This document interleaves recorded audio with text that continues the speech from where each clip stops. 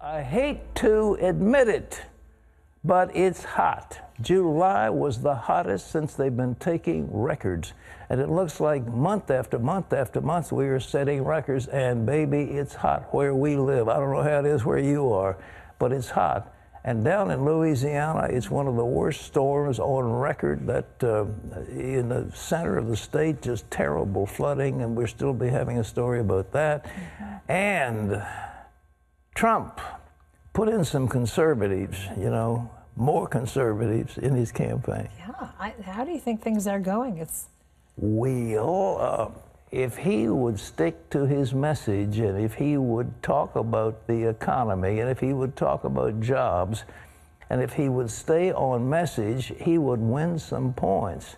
But I tell you, these rabbit trails, you know, you'll see a hound dog and the rabbit keeps running back and forth and the hound dog's going crazy. I mean, it just is the easiest thing to distract him from the major issues. If he'll stay on point, he'll win this thing. If he doesn't, it's gone.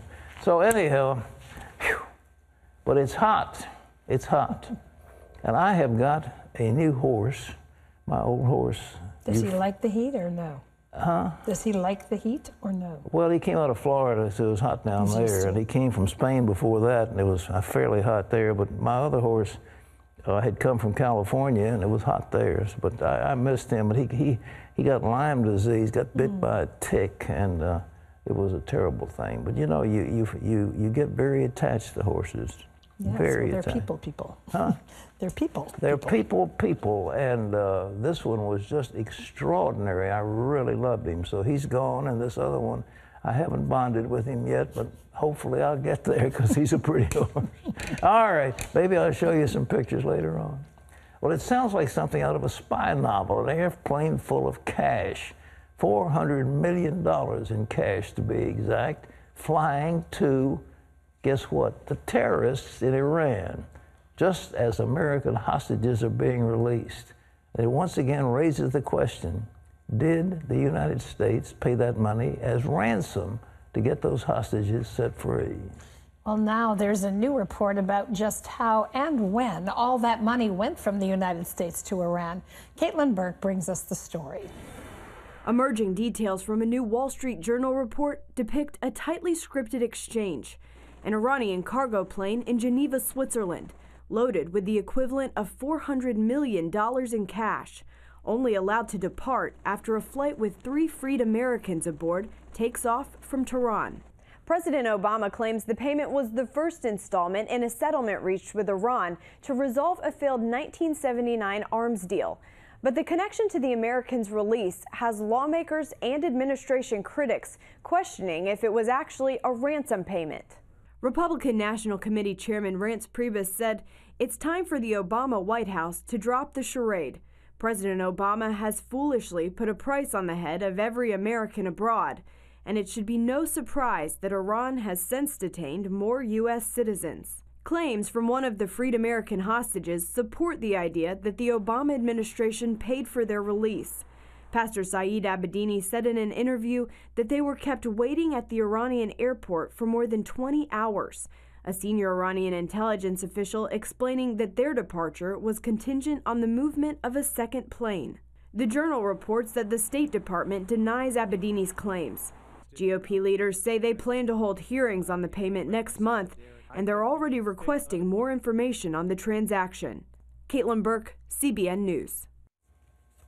Well, it's a crazy summer. It really is good. Do you feel this? Yes. It's nuts. The whole thing is crazy. I think the election lends itself to that. Oh, but for more one than thing, that. But there's so much else They going got on. not only these guys getting released for $400 million in cash. That's a big story, a spy novel.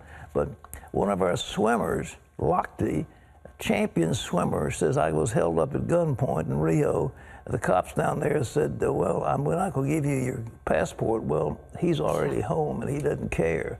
But a couple of others of those swimmers have been pulled off a plane as they tried to leave Brazil.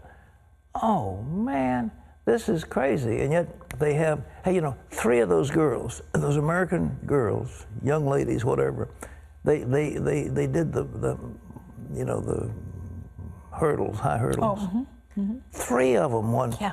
1, 2, gold, 3. silver, and bronze. Never in the history of the Olympics have three athletes from one country won all three of Had them. a lot of firsts in these Olympics. Oh man, they're just running away with everything, and the two that are held, we hope to get them out of there pretty quick. Well, John Jessup has a story on a lot of this. Here we go, John. Pat, to pick up where you left off, new drama unfolding in the case of the American Olympic swimmers who say they were robbed at gunpoint after a late night out in Rio. Two of the athletes were removed from their plane as they tried to return home. Brazilian authorities doubt their story and are holding 3 of them for questioning. 12-time Olympic medalist Ryan Lochte is already back in the U.S., but investigators also want to question him. Meanwhile, it was a clean sweep for 3 American women in the 100-meter hurdles Wednesday night. Brianna Rollins, Nia Ali, and Christy Caslin took 1st, 2nd, and 3rd in a feat that's never been accomplished in that event. The runners saying they held a prayer circle the morning before the race and felt God's presence to help them glorify Him in the race. Rollins said she kept God first and let Him be her guide. We have a special section on our website, cbnnews.com, featuring the faith of Olympians from a wide range of sports. It's called God Before Gold, Rio's 2016 Olympians and Their Faith. Were computers at the Clinton Foundation hacked? Reuters is reporting the foundation has hired a security firm to examine its systems after finding indications that the network could have been compromised. Nothing from the foundation has surfaced so far in public, but some Democrats and campaign officials for Hillary Clinton are concerned the hackers might have access to emails and voice messages, and that those could be used to support Republican charges that foundation donors got special access to Hillary Clinton when she was Secretary of State, or to her husband, former President Bill Clinton. They also fear the information could be leaked to damage Clinton's presidential campaign. Pat, back to you. That foundation is a money machine, absolutely a money machine. And we're talking about wicked dictatorships all over the world giving to them. 5 million, 10 million, 20, 25 million. The amount of money coming in is simply unprecedented. And they personally, I think, are worth now about $200 million, but the foundation is in the billions at this point, and it's just from a cold start to get that kind of money is unreal. The other thing that is interesting, you know, I watched this Drudge report, and they're making a big deal of the fact that Hillary Clinton may have hit her head somewhere along the way, and that she's got some neurological impairment. And then they had Dr. Drew, who's the man that advises people on sex matters. I guess that's his claim to fame. But anyhow, he says she's taking this substance that is causing confusion. You know, so I don't know if that's true or not, but I'm sure the Republicans before long will be calling, you know, she's asking Trump to show his tax returns, and they're going to be saying, well, you better show your medical returns. If the truth is, look, you talk about a conspiracy, dear me, what a summer. It's this heat's getting to all of us. But just think of that. If indeed she has a health issue that disqualifies her from being president, what do the Democrats do? They put Biden in?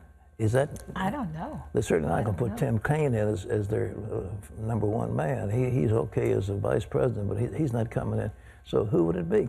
So Joe Biden was on the scene yesterday, I believe, the day before, and he may be coming up. I mean, I say, if none of this happens, it makes great fodder for a novel. Does it? I mean, it's crazy. I mean, this whole thing is absolutely crazy. They're calling on Trump to resign, and Trump's saying, no, you resign. But if she has indeed some kind of a blood clot, and you know, the thing said, well, she was in a house and she grabbed to this railing and she grabbed to this chair and she grabbed to this other thing to hold up and steady herself, and you've got 2 Secret Service men keeping her from slipping on the ice. And, oh, they're making a big deal out of it. Whether there's any truth to it, I have no idea. But nevertheless, it is just, I mean, what a hot summer. And it ain't going to get any better, I'll tell you. John. Pat, from a wild and crazy summer to wild weather, it's being called the worst natural disaster since Hurricane Sandy. And now the historic flooding in Louisiana could spark a major housing crisis. Deadly floodwaters have damaged around 40,000 houses, leaving many without a place to call home. But Operation Blessing is on the ground, providing immediate relief to people like Jacqueline Brown, an elderly woman with disabilities whose home was destroyed. When I got up, I seen it coming towards us fast, like the river, like it was river. Well, it was the river. And I told my husband, we got to get out. The waist-deep water destroyed nearly everything in her house, but Operation Blessing helped to salvage what little was left. Despite the record-setting flooding, Jacqueline says she's still putting her faith in God. When one door closes, another door opens, and we're waiting to see what the Lord is going to give us on this new door that's coming. And Pat, as you know well, Operation Blessing needs more volunteers to help bring relief. Well, they sure do. I tell you, it's amazing. I was down in Katrina. I went out one day on one of those cleanup operations. That mold is nasty, and it's very pervasive, and so they have to strip the drywall out, then they strip the insulation out, and then they have nothing but the studs, and then they have to treat the studs with some kind of a chemical to make sure that that kills the mold, and then they can be rebuilding it. But boy, it's a job. I mean, Well, and can you imagine in the heat and humidity that we've had this summer, what it's going to be like for these people? I mean, this is Louisiana, and it's hot and muggy. You're exactly right. The mold will just flourish in that environment. Well, that's why we're asking people to help. We need volunteers. They're calling for volunteers to help, but they say it's the worst disaster since Sandy. It's really a nasty, kind of came up out of nowhere. Nobody was expecting it. Suddenly the rain just kept coming and coming and coming. And so they're hurting, and we want to help. And I appreciate so much that people have been sending contributions to Operation Blessing. There were a couple of big ones that came in, and the people were very grateful. But again, for volunteers or for contributions, it's Operation Blessing Disaster Relief, cbn.com, or 1-800-759-0700, or whatever makes you happy, www.org, OB-ORG. Okay, so that's what's happening. What a world we living in. Yeah. Well, can you stop this weather and make it better, please? Well, that's a no, but what we can do, Yeah. let's do what we can do. What can we do next? We can volunteer and we can help send supplies there. Okay. So let's all join together and do that.